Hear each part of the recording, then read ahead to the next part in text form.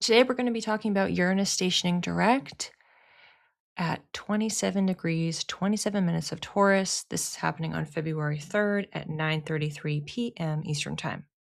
Station direct meaning that the retrograde is over. Now, I always talk about the pre-shadow and the post-shadow. So we do have a post-shadow that's extending out several months here. But as far as it moving in direct motion, the stationing direct means it's slowing down, pausing. So it's suspended in space, literally, for a little bit. And then it will start moving forward. So for our eye on the planet Earth, it looks like now it's going to be moving and progressing through further degrees of Taurus. Because it's at 27 and change, and there's 30 degrees with the last one being 29, there's only a couple degree points left here. And it's going to take until late April for it to move through the rest of them. So, in essence, start the clock now for a 3-month countdown. We have approximately 3 months for Uranus to do its final review, final push to change, to innovate within the Taurian area of our chart. So we had this same journey happening with Neptune, where it's stationed retrograde, stationed direct, moved through the final degrees, and then right at the end of January, entered the new sign. So Uranus is doing the same thing, but it's staggered. And of course, as outer planets, this process takes quite a bit of time.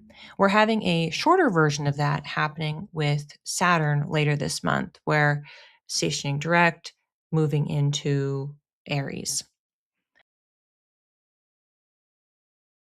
So, over the next several months, we can start asking ourselves some questions.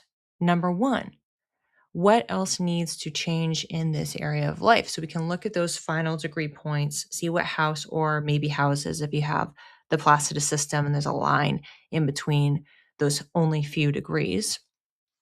What needs to change? This is our opportunity. This is our last push to make the course corrections that are necessary, even if they feel a little bit uncomfortable. And to that point, second question, how can we innovate and try something radically new? Taurus is not a sign or energy that is inclined to change, to move quickly. And that is exactly the Uranus energy, which is why overall, for the last 6 to 7 years of Uranus being in this sign, it's particularly uncomfortable and contradictory archetypes. So, for the collective, just to put a little bit more perspective on it, what Uranus and Taurus is known for is a focus on revolutionizing, changing, breaking down the distribution of finances, also land. So, land ownership or occupation, we've seen a lot of that over the last several years.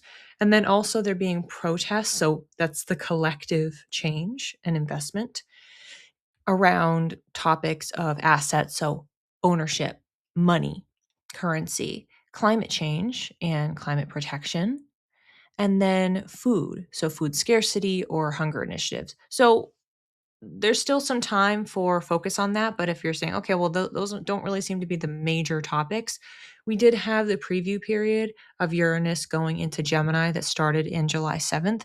If you want more details on that, you can go back to my YouTube channel, watch that video. And I will be speaking more in depth about the Uranus in Gemini transit when we actually get to April, as that will extend out for several years. So we can take these coming months before then to ask ourselves those questions and then also reflect on all of those themes. So when we're looking at the collective, what have we seen that's mapping on with those patterns, those themes, those topics, and then applying it to ourselves as well? Where have we experienced major change or upheaval or surprises or the introduction of technology to really change how we're operating in that space and in that area of life?